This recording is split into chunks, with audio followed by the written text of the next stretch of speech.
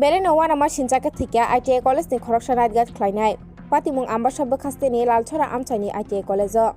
থিনাইনি মুং শঙ্কর সতনামি কক্তি মামা সাইমান কা হরবুরুম ni হাকে মিয়া বহাইনো শঙ্কর সতনামি ডিউটি খ্লাইবিনি রুমত থুনানি থাংমানি ইয়াগুলো আইটিআই কলেজ ni ফরংনাই রক ফাকে কলেজ গেট দগা বিশিংতি সজাক নক ফাকে আবুনি উলো শঙ্করনি রুমত থাঙে নাইকে বনো থুজাক নখা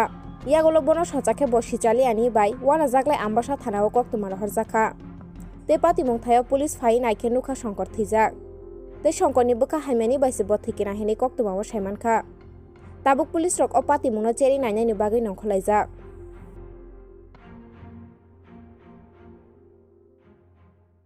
তো অ্যাকচুয়ালি আমরা তো খবর পাইছিলাম যে আইটিআই কলেজ আম্বাসা এখান থেকে খবর পাইছিলাম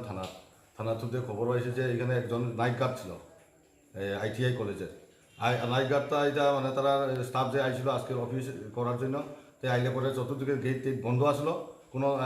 ডাকলে পরে কোনো তু শব্দ নাই তাইলে পরে তারা ইনফরমেশন দেওয়া হয়েছে থানাতে তে